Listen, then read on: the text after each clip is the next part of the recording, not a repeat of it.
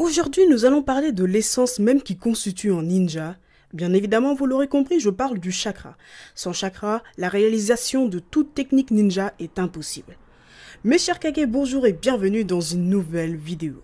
Aujourd'hui, nous allons parler du chakra et plus particulièrement des différents types de chakras qui composent le monde ninja et plus précisément des chakras particuliers. Avant que la vidéo ne commence, vous connaissez la chanson. Si la vidéo vous plaît, n'hésitez pas à lâcher le petit pouce bleu et n'hésitez pas non plus à vous abonner en activant la cloche si le contenu de ma chaîne vous plaît. Et c'est parti pour la vidéo.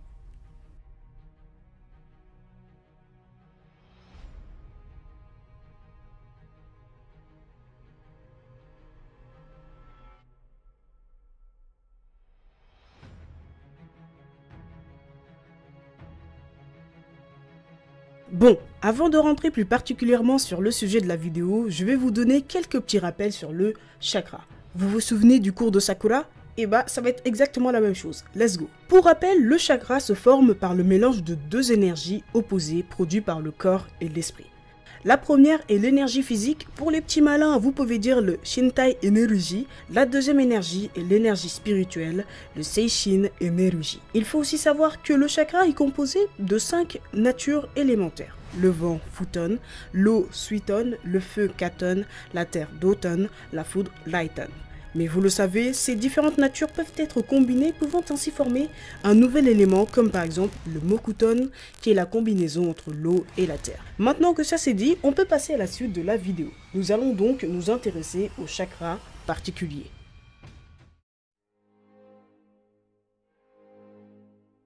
Le premier chakra particulier, celui-là, tout le monde le connaît puisqu'il est le centre même de l'histoire. Ce chakra provient des démons à queue, ils ont été créés par l'ermite Rikudo Hagoromo Otsutsuki. Ils sont 9 créatures dotées d'un chakra extrêmement puissant et dotées de queues comprises entre 1 et 9. Seuls les réceptacles ou les personnes ayant absorbé le chakra d'un démon ont le pouvoir de contrôler le chakra des bijoux.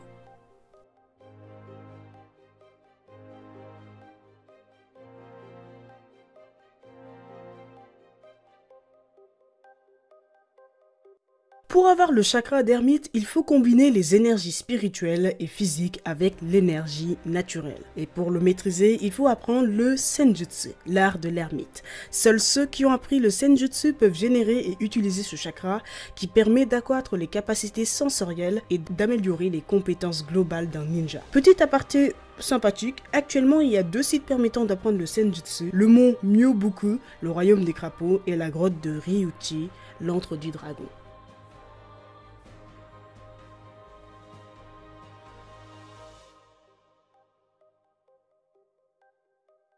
Ce chakra est l'essence même de Hagoromo Otsutsuki et il y a 2 manières de l'obtenir. Pour la première, il faut fusionner le chakra des Uchiha descendant d'Indra Otsutsuki et celui des Senju descendant d'Asura Otsutsuki. Cela permet donc de débloquer les pouvoirs du Rikudo tels que le Rinnegan. Pour la deuxième manière, c'est de l'obtenir auprès de Rikudo lui-même, comme vous pouvez le voir dans l'anime quand Hagoromo transfère son chakra à Naruto et Sasuke lors de la 4e grande guerre.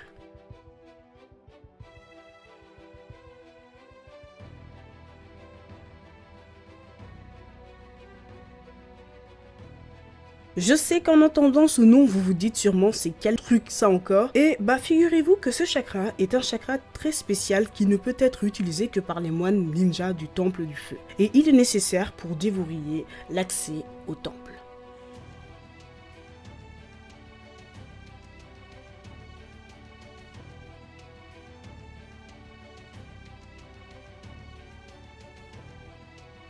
C'est un chakra brillant possédé par Shion, prêtresse du pays des démons. Son chakra est produit par une cloche mystique conçue pour la protéger du détenteur du mal. Cela lui permet d'envoyer des rayons roses qui découpent l'ennemi et lui permet également de protéger ses alliés comme elle l'a fait avec Naruto.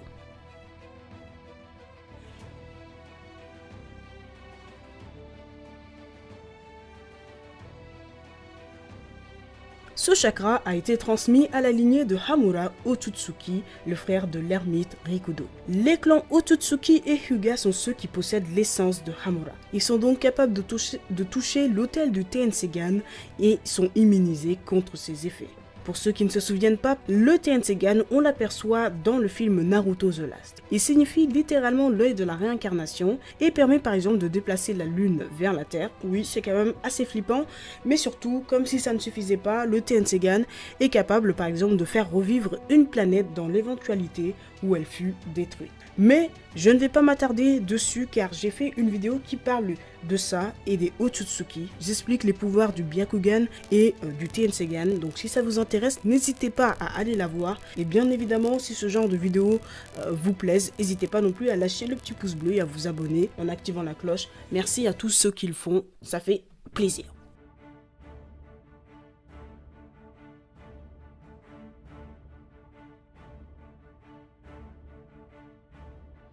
Si vous ne vous souvenez pas de ce chakra, sachez que vous le trouverez à l'épisode 178 de Naruto. Vous savez, ce sont ces ninjas qui ont une aura violette tout autour d'eux. Et c'est plutôt stylé d'ailleurs. Mais d'où sort ce chakra ? En fait, il est produit par une météorite qui s'est écrasée sur Terre 200 ans avant le début de la série.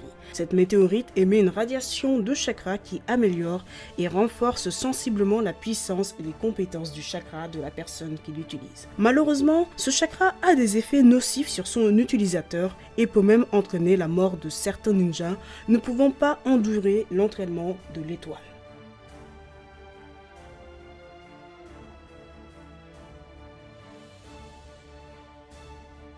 Voici un chakra que l'on aperçoit dans Naruto Shippuden, le film de Lelia. Ce chakra est produit par un esprit malveillant, Rebi, le démon à 0 cœur. Il permet d'alimenter en chakra la plus grande base du pays du ciel, mais sa plus grande puissance réside dans le pouvoir qu'il octroie à celui qui le détient. Rebi est capable de ressentir des émotions négatives dans le but de posséder des personnes émotionnellement instables.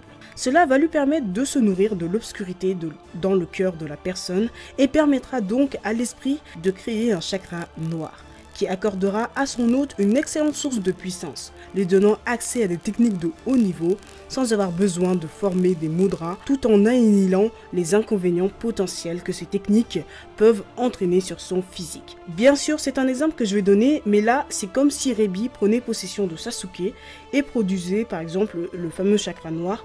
Ça voudrait dire que Sasuke serait capable d'utiliser Amaterasu sans perdre sa vue. Bien sûr, dans cet exemple, Sasuke n'a pas le Mangekyo Sharingan éternel. Mais vous vous en doutez bien, une telle puissance n'est pas sans risque, car en effet le chakra noir finit par détruire l'esprit de son utilisateur et pourrit l'âme de celui-ci. Et donc voilà mes chers Kage, la vidéo touche à sa fin, j'espère qu'elle vous aura plu. Si vous voulez que je fasse d'autres vidéos sur d'autres pouvoirs dans Naruto, n'hésitez pas à me le dire en commentaire. Et moi je vous dis à bientôt pour de nouvelles aventures mes chers Kage.